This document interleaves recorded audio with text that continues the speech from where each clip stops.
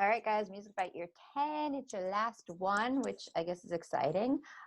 So since we've been studying the Neapolitan with this week's materials, you can likely expect there to be one on this Music Bite Year.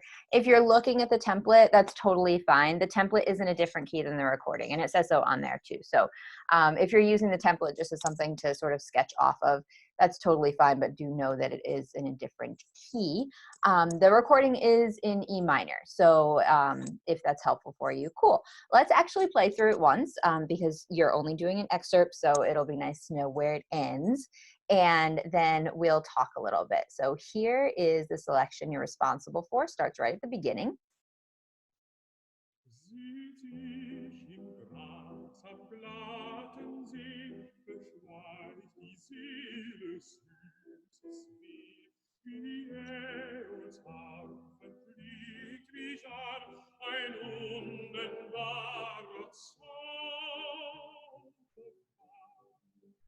And that's it. So just on a first or second or third listen, you get a pretty good idea of phrase structure, right? So it sounds like we have a nice square 4+4 period parallel in the beginning, right? So it presents itself like it's going to be a very clear 4-bar phrase, ends in a half cadence, and then a 4-bar phrase that starts exactly the same. Seems like we're about to get ourselves a nice clean parallel period. And then we end up modulating towards the end of the consequent phrase. So we'll kind of hash that out in a second, but just on a first pass, thinking about the phrase structure and harmonically what's going on in terms of key area will be really helpful. So let's talk about what's actually going on harmonically. So we start in E minor. So let's get a starting scale degree, and you can even tell by the opening interval of a half step where are 2 half steps in a minor key. Well, the one important one that we're thinking of right now is the one between 5 and 6. So you actually start yourself off by just dictating your entire triad. So it's a nice way to start, gets you established in the key. You do not need to give me any sort of harmonic analysis. I know back when we were actually doing the templates, I do have space for that on the template itself. I would recommend it, obviously, because I do think it'll be helpful, especially with what happens in bar 3. So you start out E minor, and then we go here. Can we track the bass first off? So this is bar 1. Da, da, da, da, da, da, da. Where did we go? So we went from 1, we were hanging on 1 for 2 measures, right? We get this pedal 2-4-2. Sounds like 1-4, but what quality is this harmony? We get this nice, bright major triad, right?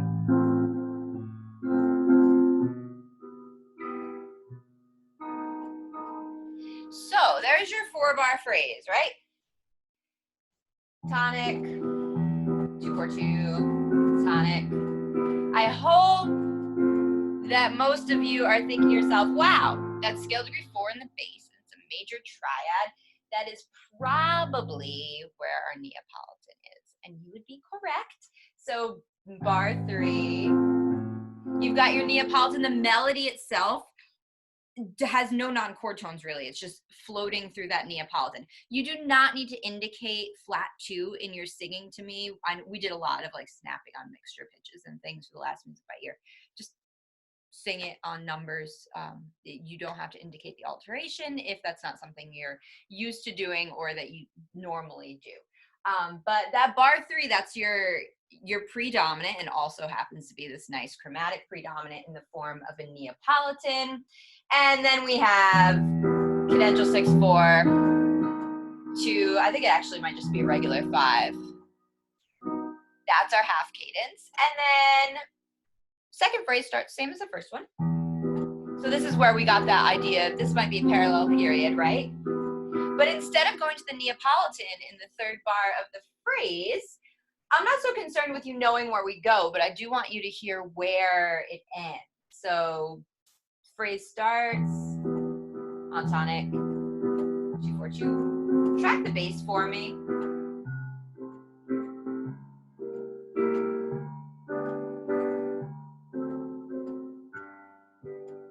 So where did we go? We ended up in a major key, right? We're in minor. So initial thought might be, oh, we went to the dominant, because that's where we tend to modulate in major keys. But where's our super easy modulation when we're in minor keys? Tends to be, rather than the dominant, the relative major. So let's go back to that second phrase. We start on 1, again, 2-4-2. 1. This time, where does our bass go? To 6, right? 6. Then we go here, and you have a chromatic pitch in your in the melody as well. And what does this sound like to you? These last two measures.